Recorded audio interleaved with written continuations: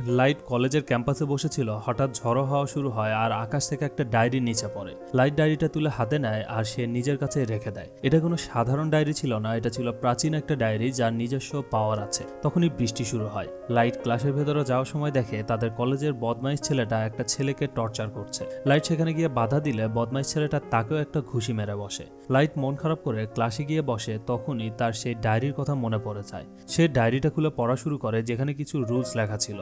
সে যখন রুলসগুলো পড়ছিল সেখানে কিছু আজব ঘটনা ঘটে। ভয়ঙ্কর একটা দানব সেখানে আসে, যাকে দেখে লাইট অনেক ভয় পেয়ে যায়। কিন্তু তখন সে বুঝতে পারে যে এটা মৃত্যুর ফেরেশতা, যার নাম রিউক, আর এটা তারই ডায়েরি। রিউক তাকে জানায় যে এই ডায়েরিটা যার হাতে যাবে সে এটার মালিক হয়ে যাবে। এছাড়াও এটাতে যে ব্যক্তির নাম লেখা হবে সে মারা যাবে। এমনকি লাইট চাইলে কারো মৃত্যুর সময় আর কিভাবে সে মারা যাবে সেটাও লিখতে পারবে। লাইট তো এসব বিশ্বাসই করতে পারছিল না, কিন্তু সে টেস্ট করার জন্য কলেজে সে বদমাইশ ছেলেটার নাম সেখানে লিখে দেয়। তখন আমরা দেখি বাহিরে বদমাইশ ছেলেটার সামনে দুইটা গাড়ি অ্যাক্সিডেন্ট করে। একটা গাড়িতে মই ছিল, যেটা ছিটকে এসে সেই ছেলেটার মাথায় লাগে আর তার মাথা থেতলে সে সেখানে মারা যায়। এটা দেখে লাইট সহ আশেপাশের সবাই খুব ভয় পেয়ে যায়। এভাবে আপনারা যদি আমার মতো মুভি এক্সপ্লেনেশন ভিডিও বানিয়ে ইউটিউব থেকে ইনকাম করতে চান, তাহলে এই নাম্বারে হোয়াটসঅ্যাপে মেসেজ দিন।